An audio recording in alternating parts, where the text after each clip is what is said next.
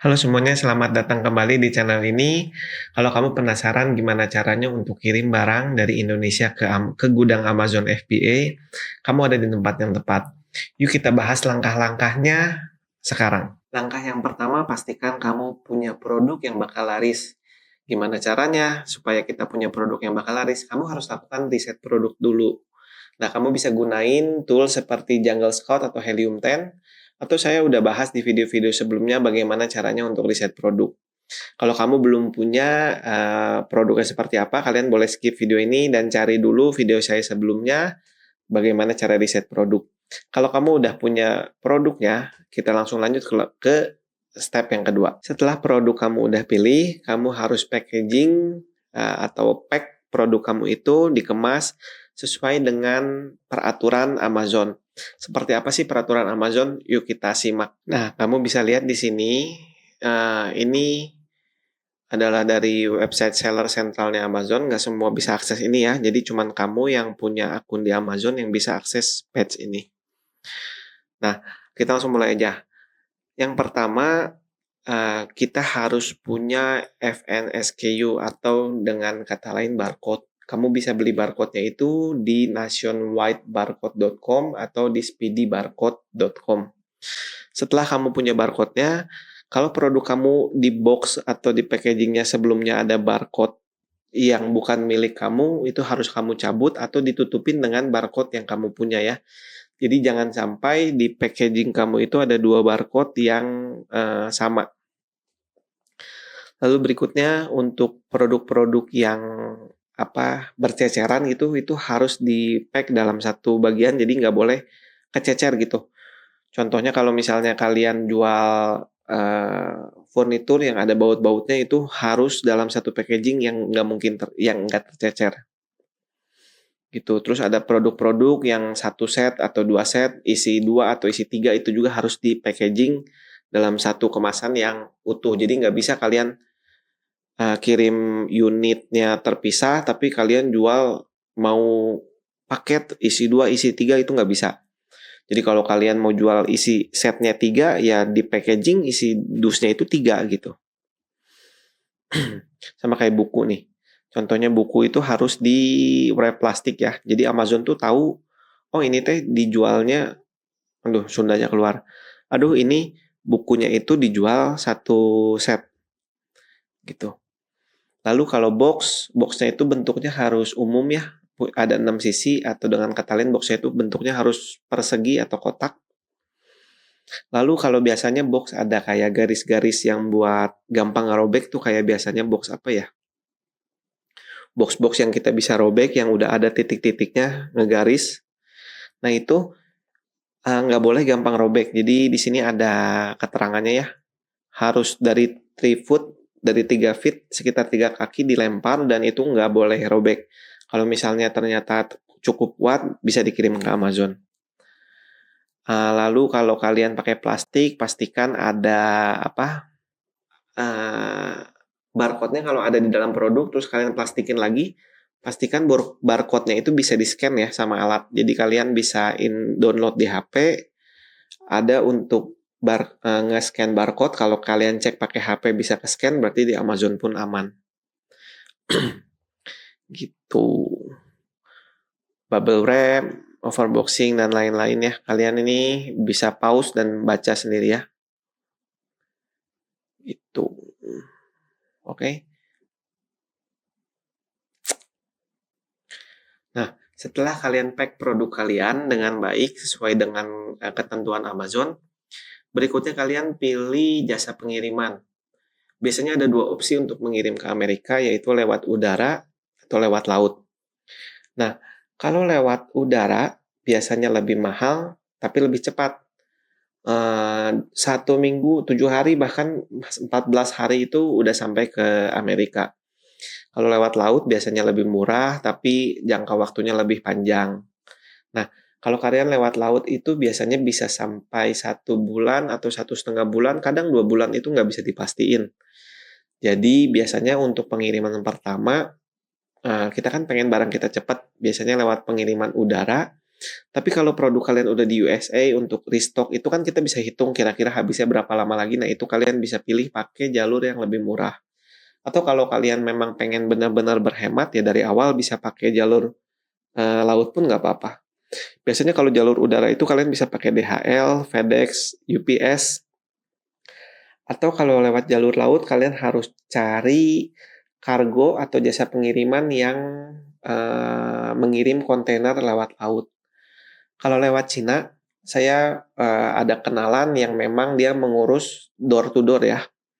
Jadi kita tinggal kasih tahu pabrik saya di A, maka dia akan jemput dari pabrik tersebut dan kirim ke Amerika, kita tahu beres.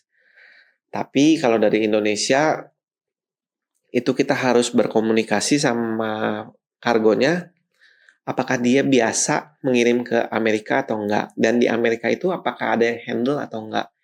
Karena kebanyakan kargo di Indonesia itu mereka hanya handle dari pelabuhan di Indonesia sampai ke pelabuhan di Amerika. Jadi pastikan teman-teman kalau cari kargo yang bisa ngurus di Amerikanya sampai ke gudang Amazon ya. Jadi bukan hanya diantar ke port, tapi sampai ke gudang Amazon. Karena saya akan jelaskan di step berikutnya, kalau kita kirim sendiri ke Amazon, di luar yang jasa forwarder yang biasa saya pakai, oh ya by the way, kalau buat anak-anak kursus superamazonseller.com, yang mau tahu jasa forwarder yang biasa saya pakai, dipastikan rate-nya termurah lah. Masuk, kalaupun nggak murah, masuk akal, nggak mungkin sampai boncos atau ketipu gitu. Itu teman-teman boleh WA saya atau email saya, nanti saya kasih tahu. Lalu lanjut, yang di Indonesia itu pastikan orangnya bisa mengurus sampai ke gudang Amazonnya itu tadi. Pastikan dia bukan cuma ngirim ke port. Oke. Nah, step berikutnya adalah kalian kerjasama dengan freight forwarder ini untuk istilahnya memandu barang kalian ini dari Indonesia sampai ke gudang Amazon. Nah, untuk forwarder lokal sendiri, saya belum ada pengalaman jujur. Karena saya selalu mengirim barang saya dari Cina ke Amerika. Jadi kalau dari Indonesia saya coba pakai ChatGPT untuk cari forwarder yang cukup berpengalaman di Indonesia. Tapi saya nggak di-endorse, disclaimer dulu ya, oleh forwarder ini. Ini saya hanya berikan sebagai referensi, kalian komunikasi dengan forwarder ini. Saya tidak menjamin dia bisa mengirimkan sampai ke gudang Amazon, tapi beberapa nama yang muncul, PT Samudra Indonesia, PT Just Worldwide Indonesia, PT Agility International, PT Kuehne and Nagel Indonesia, PT Yusen Logistik. Jadi kalau kalian mau cari logistik, mungkin bisa mulai kontak forwarder-forwarder berikut ini yang direkomendasikan oleh ChatGPT. Oke. Langkah berikutnya kalian menyiapkan dokumen yang dibutuhkan oleh di pengiriman. Ada 3 dokumen biasanya yang kalian harus siapkan, yaitu invoice. Contohnya kalian bisa Google sendiri ya, commercial invoice itu umum banget. Lalu yang berikutnya packing list, itu juga di Google gampang. Dan yang ketiga bill of lading. Biasanya yang ketiga ini bill of lading yang mempersiapkan itu adalah pihak logistiknya ya. Jadi yang teman-teman dokumen perlu siapkan invoice dan packing list. Boleh dicatat ya, kalian harus siapkan itu. Oke, langkah selanjutnya kalian masuk ke Seller Central. Kalian harus punya akun Amazon terlebih dahulu. Ingat ya, untuk bikin akun hanya di sell.amazon.com, bukan di tempat yang lain. Hati-hati penipuan karena banyak banget sekarang yang menipu mengatasnamakan Amazon dropship. Jadi Amazon itu nggak ada yang namanya dropship, hanya ada kita stok barang ya. Jadi harus ada barang yang kita stok. Oke, hati-hati. Kalian masuk ke sebelah sini, inventory, lalu FBA inventory. Setelah itu langkah selanjutnya, kalian harus klik di mana produk kalian yang mau kalian tambahkan. Misalnya produk A ini yang kalian mau tambahkan, kalian klik di sebelah kanan sini. Lalu ada pilihan mana sih? Send to FBA. Oke. Setelah kalian klik send to FBA, kalian tinggal isi formulirnya, maka kalian akan diberikan dokumen-dokumen yang dibutuhkan untuk pengiriman seperti label, ke gudang mana kalian harus kirim, dan lain sebagainya. Oke, tinggal ikutin aja step by step-nya di sini udah jelas banget. Nah, pastikan semua data-data yang kamu masukin udah bener ya. Alamat pengiriman, tujuannya kemana, labelnya seperti apa, jumlah produk yang kamu kirim, harganya, dan lain sebagainya.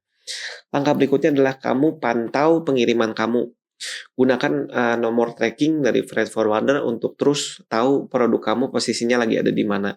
Kalau terjadi masalah, semisalnya barang kamu ditolak atau hilang atau segala macamnya, itu bisa ke-track biasanya dan langsung segera hubungi pihak freight forwarder, atau jika berkaitan dengan penerimaan di gudang Amazon, teman-teman bisa hubungi seller support di Amazon.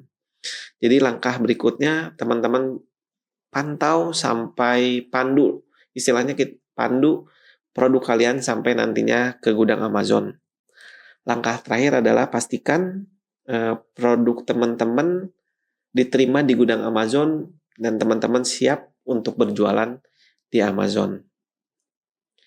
Tambahan terakhir sebelum saya tutup video kali ini, jadi prosesnya teman-teman kebanyakan tadi seperti yang saya bilang, forwarder di Indonesia itu hanya mengirim dari port di Indonesia sampai ke port di US.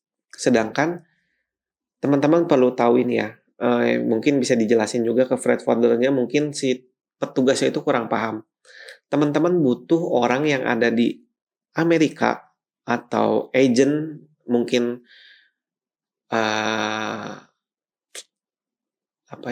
kantor atau freight forwarder kenalan yang di Indonesia ini yang ada di Amerika untuk mengurus barang kalian.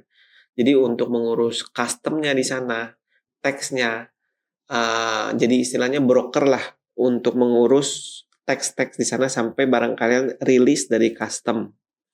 Oke, itu yang pertama, untuk mengurus di pelabuhan sampai bisa bayar tax dan segala macamnya. Yang kedua, teman-teman orang ini juga harus bikin janji ke gudang Amazon. Jadi dia harus paham bahwa dia nggak bisa nganterin nih ujuk-ujuk datang ke gudang Amazon nih barang, nggak bisa. Jadi ada namanya carrier sentral, di mana harusnya freight forwarder yang paham itu tahu untuk gimana caranya bikin janji dengan gudang Amazon yang kita tuju. Saya mau kirim nih hari Jumat, nanti gudang Amazon itu akan kirim, oke, boleh hari Jumat kita kosong, atau Jumat kita nggak bisa, kirimnya hari Senin aja jam 12 siang.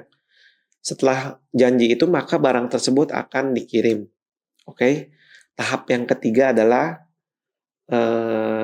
si freight forwarder ini yang di Amerika mengirimkan barang kita sesuai dengan janji tadi ke gudang Amazon. Maka produk kalian siap untuk dipasarkan dan diterima di Amazon dengan baik.